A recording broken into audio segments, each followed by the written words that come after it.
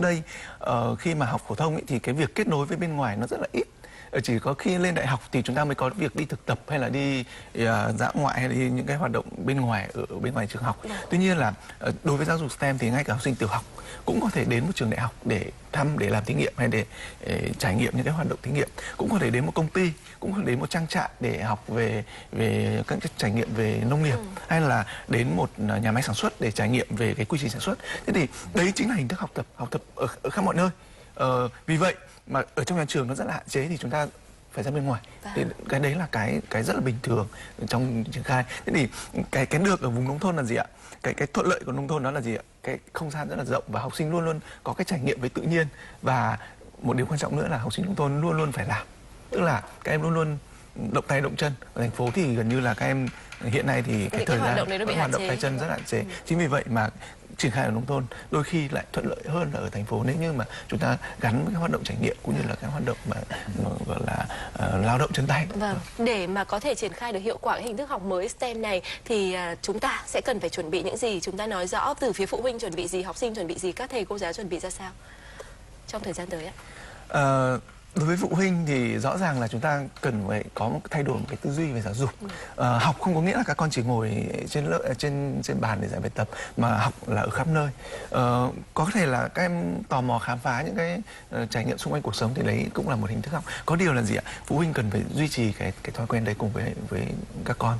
Và thêm nữa là gì ạ? Phải đọc thêm sách, đấy là điều chắc chắn. Bởi vì là học ở trong sách vở nó cũng chỉ có gần đấy thứ thôi. Thế thì đọc thêm sách đấy là điều mà rất quan trọng đối với việc là ở nhà phụ huynh. Đối với ở nhà thì có hai điều: một là phụ huynh đồng hành với con trong các cái hoạt động trải nghiệm khám phá, hai là đọc thêm sách, tìm hiểu thêm các vấn đề. Còn ở trường thì rõ ràng là có rất nhiều vấn đề. Ở trường thì nó thay đổi từ cách quản lý, từ cái tư duy giáo dục cho đến cái cách giáo viên tiếp cận với môn học. Bởi vì là cách giải bài tập hiện nay là cách có thể nói là dễ nhất. Bởi vì là không tốn thời gian quá nhiều, không phải chuẩn bị quá nhiều, một bài giảng có thể kéo dài trong nhiều năm. Tuy nhiên là đối với trải nghiệm STEM thì gần như là giáo viên sẽ phải làm việc rất là nhiều, rất là vất vả. Tôi cũng muốn hỏi anh Đông là đối với cái chất lượng cái đội ngũ giáo viên ấy, bây giờ là chúng ta đang mang một cái mô hình mới về Việt Nam. Chúng ta đang mang tất cả những cái hay, cái đẹp của một cái mô hình giáo dục mới về Việt Nam, chúng ta áp dụng cho các em học sinh. Thế bây giờ cái đội ngũ giáo viên của chúng ta liệu đã đủ tiêu chuẩn, đủ năng lực để có thể dạy STEM hay chưa? Và những cái công nghệ để mà chúng ta thúc đẩy được bên cạnh rất nhiều những cái giáo án giáo trình là gì? Cái câu hỏi này thì tức là trước đây chúng tôi nghĩ rằng là khi mà đưa giáo dục STEM, đặc biệt là về nông thôn thì là khó khăn. Nhưng mà thực ra lại không phải là như thế. Như anh Sơn vừa chia sẻ thì nông thôn là nơi mà đặc điểm Việt Nam là 70% dân số chúng ta vẫn ở nông thôn, và nơi có điều kiện tự nhiên thuận lợi, nơi điều kiện lao động mà trẻ em vẫn phải lao động rất là nhiều, và giáo viên cũng như thế. Thế thì ban đầu tôi nghĩ rằng là đưa giáo dục STEM về đấy là khó. Nhưng thực tế chúng tôi đã triển khai một số năm qua thì giáo viên ở Thanh Chương, Nghệ An, ở Thái Thụy, Thái Bình, ở Nam Trực, Nam Định, tất cả giáo viên ở đó thì bằng cách mà chúng tôi hay gọi là wake up, tức là đánh thức. Bình thường giáo viên của chúng ta đã được đào tạo rất tốt về các cái môn riêng lẻ như là toán, lý, hóa. Tức là chính họ lại có nền tảng thôi, bây giờ họ đã có nền tảng rồi. nhiệm vụ đánh thức thôi. Chúng ta chỉ có nhiệm vụ đánh thức thôi, và thiếu một số chất keo. Mà tôi thì hay truyền đạt cái quan trọng nhất là lập trình. Cái mà giáo viên bây giờ thiếu nhất là cái nâng một chút tầng công nghệ lên. Thì chúng ta đã có bằng cái nền tảng mở, nền tảng mở của thế giới, và trong điều kiện áp dụng Việt Nam thì chúng ta lại sinh ra rất là nhiều cái bài học hay. Vâng, rất là khả quan. Chúng tôi nghĩ là cái cuộc nói chuyện này thì sẽ có nhiều những cái giải tỏa cho quý vị phụ huynh về cái cách thức mà chúng ta tiếp cận một cái hình thức giáo dục mới là STEM như thế nào đối với con em mình. Vì sao mà lại áp dụng STEM? Bởi vì là đây là một cái xu hướng tất yếu ở trên thế giới. Khi mà tất cả chúng ta đều hướng tới 4.0 thì chúng ta phải có một đội ngũ nhân lực để phục vụ được tất cả những cái vấn đề đó. Và cái câu chuyện này chúng ta đào tạo ra nhân lực là để đáp ứng được về những cái yếu tố về khoa học tự nhiên và làm thế nào để phục vụ được cái cuộc công nghiệp cách mạng của chúng ta một cách lớn nhất. Nhưng mà chúng tôi tin là vẫn còn rất nhiều những hoang mang từ phía các phụ huynh lắm. Ngay bây giờ thì chúng tôi xin mời biên tập viên Đức Bảo là người mà từ nãy đến giờ cũng đã theo dõi cuộc trò chuyện rất là sát và cũng đã ghi nhận được rất nhiều ý kiến khác nhau nữa của các bậc phụ huynh. Chắc chắn là bất cứ một cái điều gì mới mẻ thì đều sẽ mang tới những sự tranh luận và những câu hỏi. Vâng, xin mời tiến sĩ Sâm và thạc sĩ Đông ạ có thể tiến gần lại hơn với màn hình. Chúng tôi cũng đã có một vài những ý kiến mà có thể coi là cái cách hiểu chưa được chính xác về STEM. Đầu tiên, giáo dục STEM chỉ dạy lập trình và lắp ráp robot thì đúng hay sai? Các anh có giải thích như thế nào về điều này để mọi người không bị sai? Bởi vì STEM thì mong muốn là đào tạo khoa học công nghệ, kỹ thuật và toán học. Robot chỉ là một hình thức thể hiện. Chúng ta có thể sử dụng vật liệu tái chế, vật liệu siêu thị hoặc là rất nhiều các vật liệu khác để có thể dạy STEM. Chính xác. Vậy học sinh có thể mất nền tảng giáo dục xã hội và nhân văn hay không khi mà học theo phương pháp dạy STEM?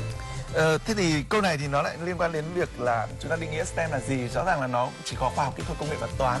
Tuy nhiên là trong thời gian gần đây thì có thêm chữ A, tức là art, thì biến thành một chương trình gọi là STEAM. Thế thì art ở đấy, STEAM thì cái art ở đấy chính là cái phần liên quan đến xã hội và nhân văn, chứ không phải là chỉ có mỗi là hội họa ở vẽ vời, mà nó là chính là khoa học xã hội và nhân văn, tức là tạo ra một cái chương trình có tính cân bằng giữa tự nhiên và xã hội. Và rõ ràng là khi mà có thêm art vào thì chúng ta đều hoàn toàn có thể đi theo cái hướng đó, đúng không ạ? Học kiểu STEM tốn kém lắm.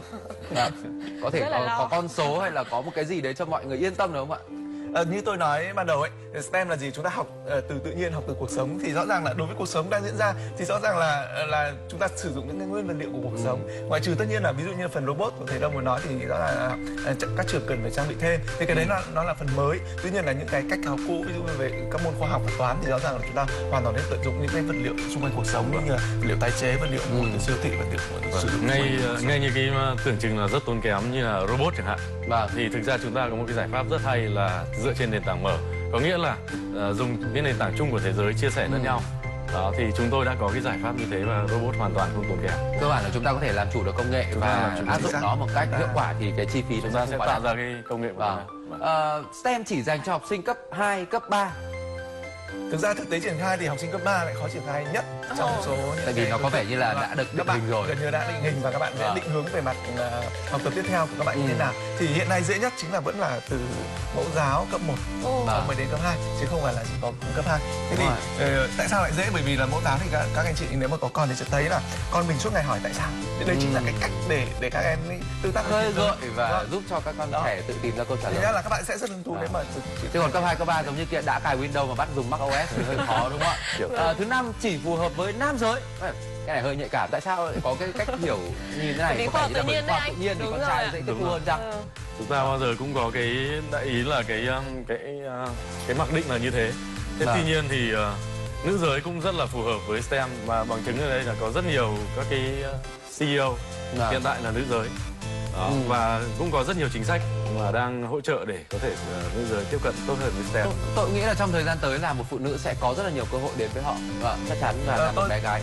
Tôi bổ sung này, việc là tạo ra cái lực lượng lao động trong cái lĩnh vực STEM về nữ giới thì đang là một chủ đề rất là nóng bỏng mà ngay cả tất cả các nước trên thế giới đều quan tâm. Làm sao để có rất nhiều cái chương trình để hướng phụ nữ vào cái ngành nghề STEM rất là phù hợp với phụ nữ. Và cuối cùng rất nhanh thôi, dạy các môn khoa học riêng lẻ cũng là STEM, có nghĩa là tôi học riêng về engineering, tôi học riêng về toán thì cũng là STEM, có phải không?